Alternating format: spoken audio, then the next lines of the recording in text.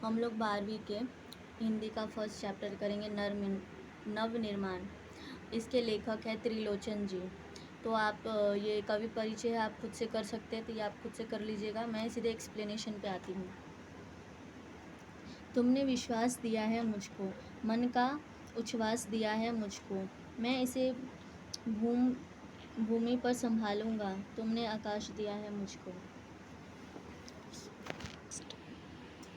मनुष्य के जीवन में किसी का विश्वास प्राप्त करने तथा किसी से प्रोत्साहन पाने का बड़ा महत्व होता है। इसके बल पर मनुष्य बड़े बड़े काम कर डालता है। कवि कहते हैं कि तुमने मुझे जो विश्वास और प्रेरणा दी है वह मेरे लिए बहुत ही महत्वपूर्ण है। इन्हें देकर तुमने मुझे असीम संसार दे दिया है, पर मैं इन्हें इस तरह संभाल कर अपने पास रखूँगा कि मैं आकाश में न उड़ूं और मेरे पाँव हमेशा ज़मीन पे रहे, अर्थात मुझे अपनी मर्यादा का हमेशा ध्यान। सूत्र यह तोड़ नहीं सकते, तोड़कर जोड़ नहीं सकते।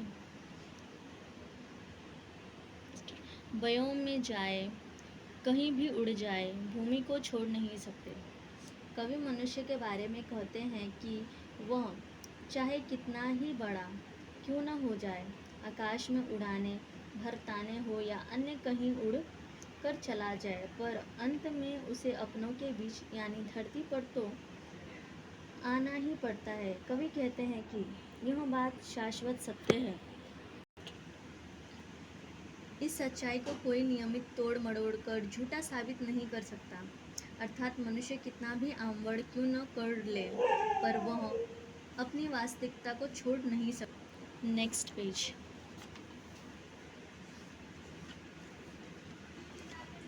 सत्य है राह में अंधेरा है, रोकने के लिए धेरा है, काम भी और तुम करोगे क्या, बढ़ चलो सामने अंधेरा है। कवि संघर्ष का आह्वान करते हुए कहते हैं कि आपकी राह अंधेरे से भरी हुई है। भले यह बात सच हो या आपकी प्रगति के द्वार को अवरोध करने के लिए तरह तरह की कठिनाइयाँ रास्ते में आ रही है, तब भी आपको संघर्ष के मार्ग पर रुकना नहीं है। अंधेरे में भी आगे ही आगे बढ़े जाना है, क्योंकि इसके अलावा आपके सामने और कोई चारा भी तो नहीं है। कवि का कहने का तात्पर्य यह है कि संघर्ष करना जारी रखना चाहिए। संघर्ष से ही सफलता का मार्ग खुलता है। बल नहीं होता सताने के लिए, वह है पीड़ितों को बचाने के लिए। बल मिला है तो बल बनो सबके, उठ पड़ो न्याय दिलाने के लिए। इसमें हमें कभी कहते हैं कि हमें जो भगवान ने, ईश्वर ने जो बल दिया है उसका सदुपयोग करें, ना कि दुरुपयोग करें। कमज़ोर, हमारे पास जो बल है उसका कमज़ोरों की मदद करें, ना कि उनके साथ दुष्व्यवहार करें। हमें हमेशा अपने बल का उपयोग सत्कर्मों के लिए करना चाहिए। जिसको मंजिल का पता रहता है, पथ के संकट को वही सहता है। एक दिन सिद्धि के शिखर पर बैठ अपना ही इतिहास कहता है। कवि कहते हैं कि जिस व्यक्ति को अपनी सफलता की मंजिल की जानकारी हो जाती है, वह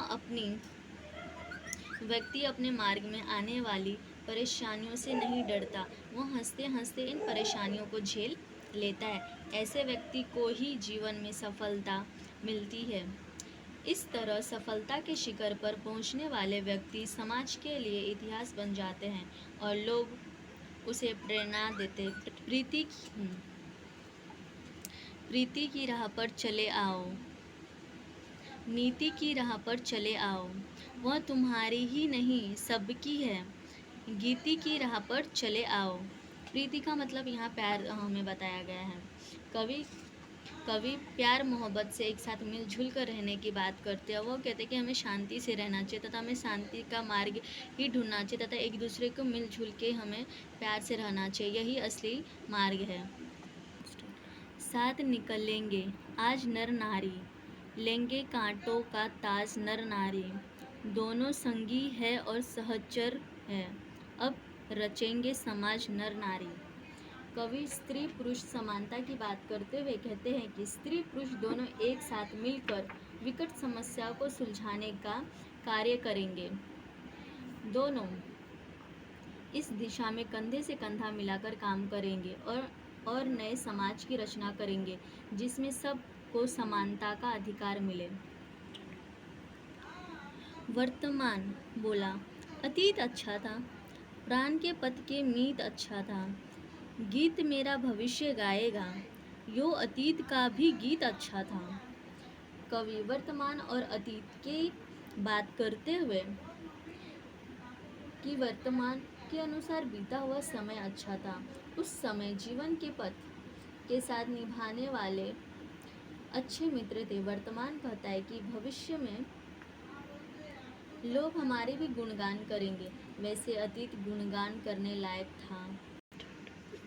शब्दार्थ, वयो मीन्स आकाश, सहचर साथ साथ चलने वाला मित्र, सिद्धित सफलता, मीत मित्र दोस्त।